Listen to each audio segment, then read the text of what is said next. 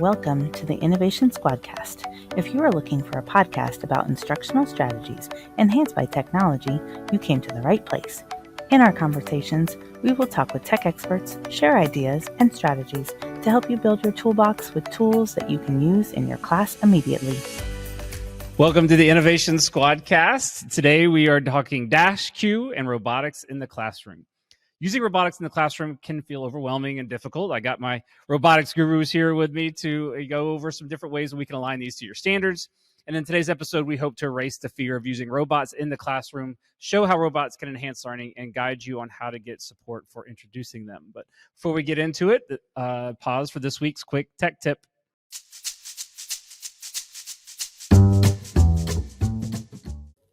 Today's tip is how to add Safari montage content into your Schoology course. So once you are in your Schoology course, go to the Add Materials drop-down menu, and on the right-hand side, you'll see Safari montage. Click that,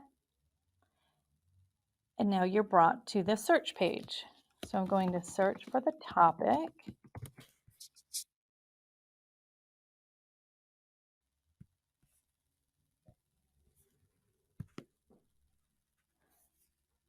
And you'll see all the information, all the different docs and videos and images that have to do with the unit circle. I'm going to just choose the first one and click Schoology. And it is then added to my course. Another tip, when you see this, that means an LTI app was added. I like to be a little more specific, so I'm going to go to the title. I'm going to edit it so that I know that was the assignment from Safari Montage. Save changes. Then when you click on it, it brings you to the video. All right, thanks for that quick tech tip. So talking about, again, using robotics in the classroom, again, I'm Jimmy Kate. I'm Kendall Lloyd. Jeremy Osborne. And, it's definitely something that can feel very kind of overwhelming at times, but you guys have used, again, robotics a lot in the classroom. Talk about some of the things that it takes to kind of, get that going so that they can, use robotics and the kids really can learn some kind of deeper meaning and deeper learning take place by using robotics. So I think the first thing is just knowing that you're not going to have all the answers to robotics. Yep. I laugh and tell everybody my 7-8-year-old taught me how to use the robots. And then since then, I've just been learning. I mean, I'm like, Chandler, come over here. Help me. How do I do this? Sure. And it's scary, I think, especially as the primary teacher, because I have that primary background. Is it going to be too much for the kids? Is it not going to be too much? How do I even begin to incorporate it? And just like anything, you have to learn through play. So I tell everybody, after school, play with it. Take it home, play with it. Just let the kids teach you. How about you, Seba? There's a lot of exploration getting into it, being in the classroom. There's definitely that fear of, is this going to be just something that we're playing with, right, or are we using this, for meaningful reasons in the classroom? It really is important for you to give the students time to get in there and kind of get that newness out of the way. Once they use it, a couple times, I think you can really engage them in some really meaningful lessons. And it's not just play. Right. They're using that as a tool, just like we would use a pencil or a Chromebook as a tool for our learning. Robotics can be one of those tools that we use. Right. And it's not just play. I mean, when you're talking about coding, that's a skill that is going to be around for a long time. And in introducing that at a young age, even I've had kindergartners doing some block coding. That's a first stage into, learning that, kind of going through that thinking process, which is just as important as some other things. So, and I think that's a lot of where the fear in teachers comes from, not knowing how to code. Right. How am I going to use this? How am I going to teach my kids how to use this if I don't know how to do this? And again, that's where, you're kind of learning, and you don't have to learn on your own. There's a lot of resources out there, including your ILCs that can come and help you. And we're not expert coders either. We're all going to be the first ones to tell you we don't know how to do everything as far as coding goes. There's a lot of teachers out there that are, much better at coding than we are, but we can get you started. We can help support that. and get you going with it. So 100%. yeah, so what are some of the kind of, we got some different robotics here. Let's just kind of just go through what some different options are. I think Spheros was first that we were going to talk about. This is Sphero.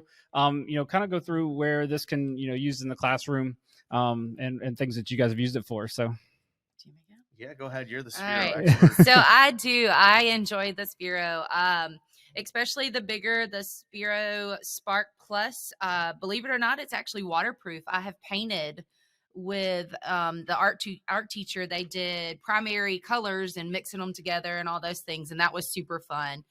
they're really fast. I remember too. They can get up and bigger go. one, yes, Yeah. the bigger one's super fast, and then the mini ones are always fun. I know that I really enjoy playing like a little flashcard review game with the minis, and then we even have a new golf set. I know it's kind of cool. The mini that has the golf shell. Oh yeah, that that's right. you can do the putting green. They even have soccer balls, so it's engaging for the kids. But I mean, really anything interactive, driving them back and forth is super fun.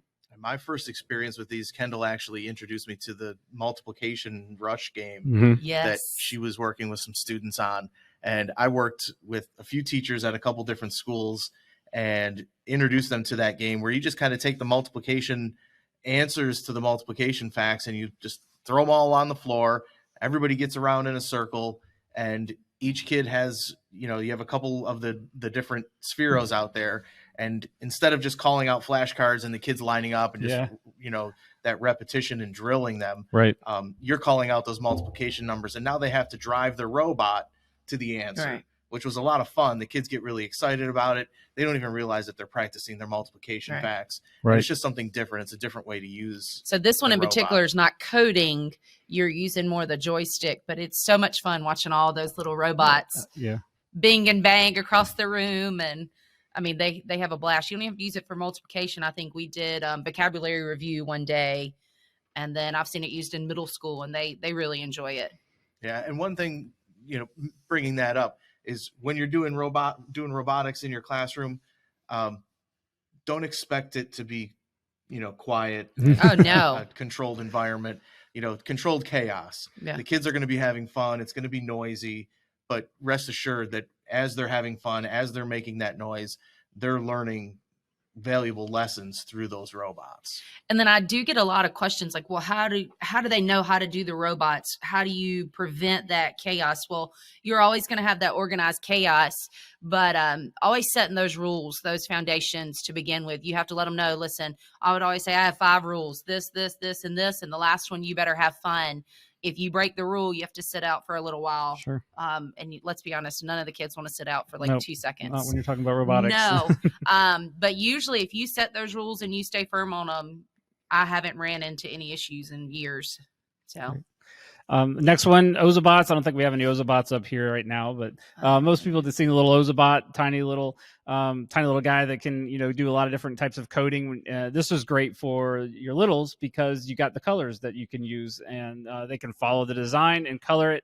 But then you also have got some block coding. You can even go up to JavaScript if you really wanted to get kind of into it. So Ozobots provide a lot of different flexibility. So yeah, the color codes are great with the Ozobots. You can, create your own pathways and different things with it.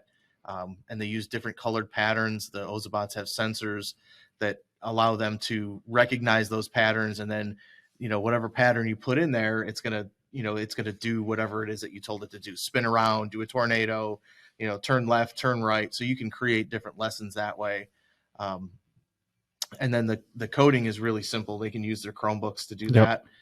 There's lessons that walk them through how to do it. So you never have to even know how to do block coding, and you can give your kids Ozobots and they can essentially teach themselves how to do that coding. And I would say out of all the robots, this one is one that if you just can't handle the kids getting excited, that's one that you can sit down and let them really focus individually or with partners. yeah, what's nice about Ozobots too is I've seen it used in multiple different subjects, whether Right. it's I've seen it in science class where they're following the ocean floor and having to do different things at different elements. I've seen it through story plot and story lines in English classes and ELA classes. So math classes going to different. So yeah, this one has some definitely flexibility that it can be used in a lot of different subjects, and which is nice. So solar systems, Yep. Oregon Solar Trail. systems. Yeah. Yeah. Oregon. Yeah. Yep. I said we traveled to the continents and oceans, and even in first grade, writing your letters Yep. in small group. Yep, and having to trace that. So yeah, lots of different options there. Then we go to our more famous probably robots, and that's Dash and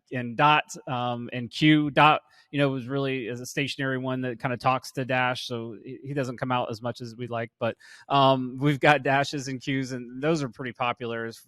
What's nice about these two, again, used from all subject levels, and the flexibility that you have with using them in the classroom.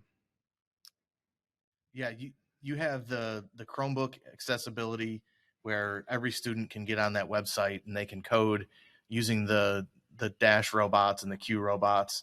The block coding is really very simple to use. And it also gives you the ability to connect to an iPad, iPhones, anything like that. You can use different apps. I think they have 5 different apps that you can connect to that allow you to do a whole bunch of different activities and puzzles and different challenges. Yeah, the challenges I think are really nice because it helps them learn a little bit about block coding, learns Right. a little bit about Dash, but then also, it kind of makes them have to think and work their way through it. We've done it, and Q's more kind of your secondary, no ability to joystick or drive Q, not that I'm aware of, right? That's just with Dash.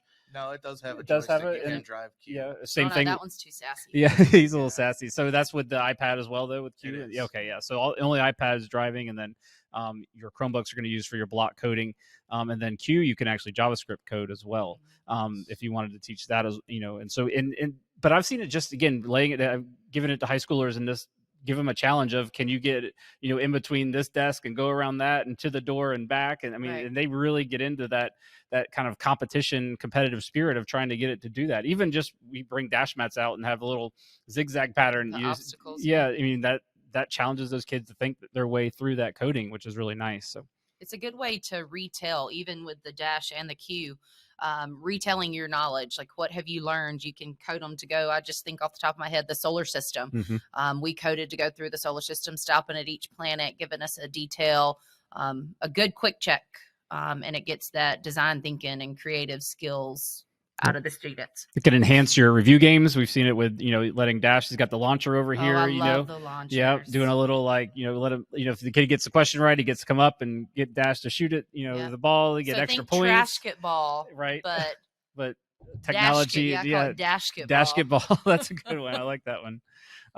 So lots of different opportunities. So Dash has a lot of different kind of extensions. We got the launcher. What else do they got? Yeah, you can attach a plow. We did some winter activities where they're able to use it as a snow plow and move cotton balls if we had snow.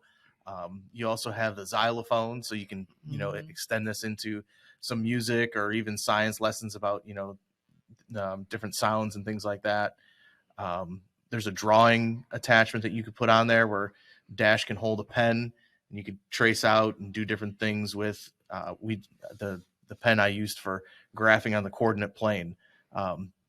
So there's a lot of different things that you can do with Dash and those attachments. Yep, you got a gripper and all different kinds of things. So you can take this in a lot of different directions, which is really nice. Or you can just do it just like that. You don't have to have the attachment. Nope. When like I said, that just adds that little extra bit of enhancement to it. Right.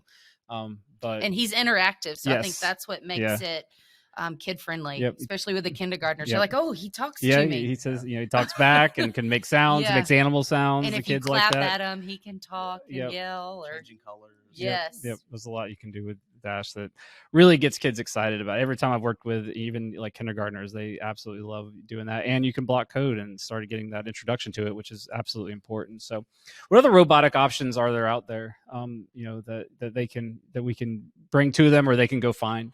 So some of the more basic ones that are really good for your primary grades are B-bots. Yep. B-bots are, I hate to say unplugged coding because you're still, it's still a technology device, but they don't have to be connected to any devices, no Chromebooks, iPads.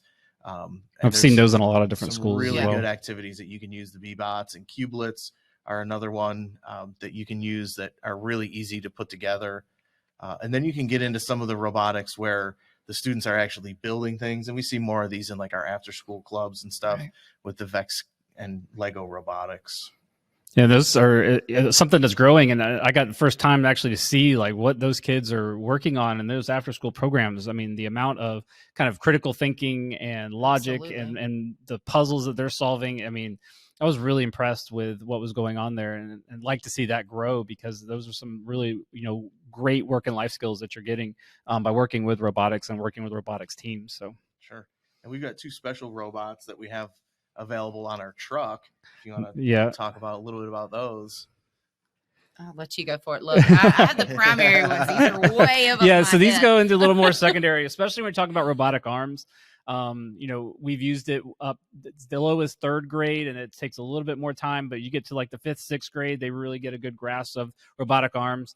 What's great about the robotic arms is the career connections that you've got there with the amount of manufacturing that we have in this area that's growing, that it's a skill that they can take with them, that they can now seize that career connections and start, putting together, how do they put together Volvo cars or Boeing airplanes? Well, robotic arms might be involved in some way.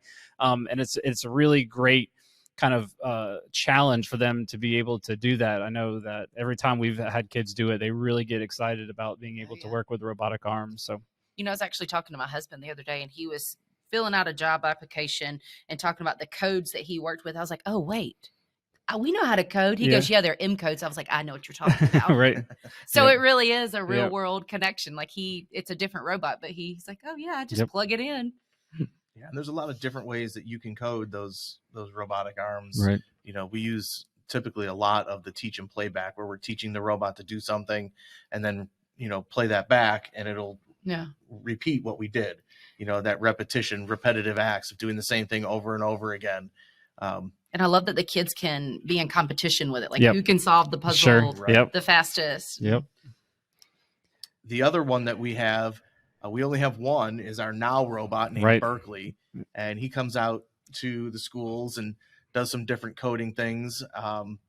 He's more of kind of like the AI humanoid type robot. He creeps people out a little bit. Sometimes, he looks a little bit realistic, but smarter than we are. I feel like. Sometimes the coding on that robot is pretty simplistic as far as putting things together, and really you're just kind of stringing along different animations and what you want him to do, and being able to control them that way. Now there's a lot more he can do we're still kind of scraping the surface of trying to learn how to bring him out and do some more of that stuff. But because you can do kind of almost like block coding with the ones that are kind of preloaded animations, and then you can actually get into like the actual code and the script code, and being able to manipulate Berkeley to do lots of different things. And we hope to have some more robots come out in the future and keep modernizing and keep growing as technology grows. We're trying to grow with it, and bring these things to the students of Berkeley County, so that again they can see those career connections and how robotics can play. And,